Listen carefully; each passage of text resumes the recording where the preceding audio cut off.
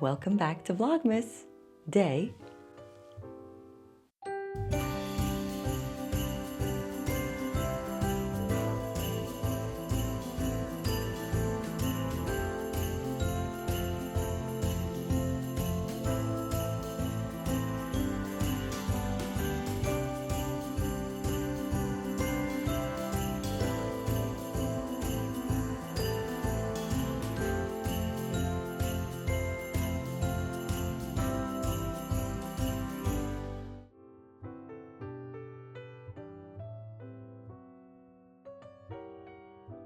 This is followed by pierogi, for those who know.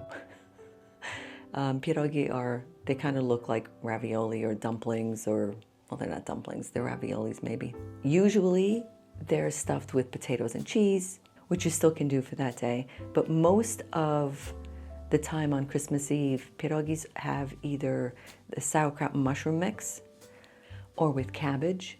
So you can have cabbage, they have the sour cream, the sauerkraut and forest mushrooms.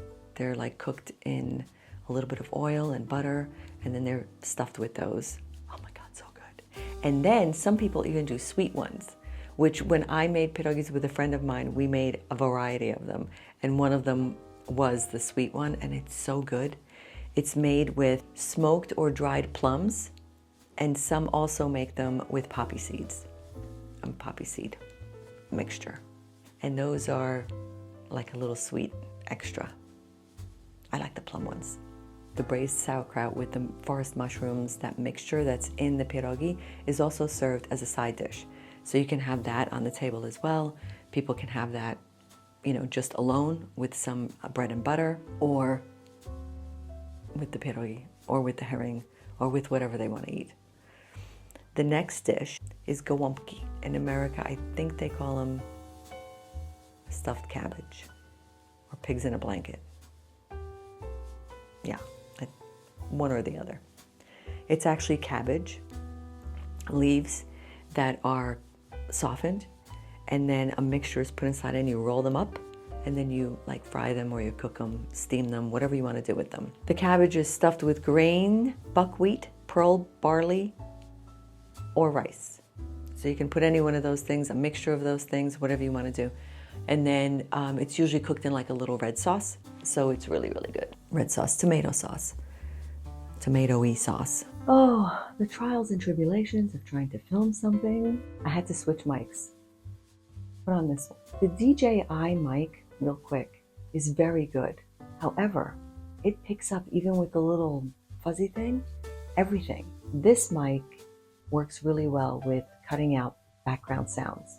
This is the mic I used when I was outside and there was birds singing, and I said, "You hear the birds? Oh my God, they sound so good." And then when I was editing, they weren't there. And I said, "Oh, wow." So this thing really works well with outside noise. So the TV's loud, and we're just going to continue. Next, we start desserts. And one of my favorites is makovic. I don't know. Some people say it differently. But it's a poppy seed. It's almost like a pumpkin roll. You know how you have the dough and then you have like all the but it's very thin. Yeah, it's almost flaky. I can't explain the kind of dough it is, but you know what I mean. And then inside is the creamy poppy seed mix. And so they roll it. Here's a picture. They roll it, and it's really sweet. I love it. They have usually like a glaze on top as well. Or they do powdered sugar. That's my favorite. There's also piernik, which is like a gingerbread loaf. They make gingerbread cookies as well, but it's a gingerbread loaf. It's prepared a few days before Christmas, sometimes even a week, to let the whole thing mature. And then on the day of Christmas Eve, they cut it. You get a slice, and then usually on top is plum preserves. And then there's kutia, Kutia.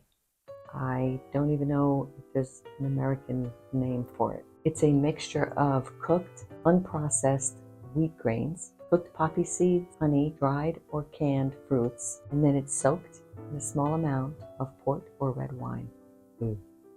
And various nuts and seeds are put on it.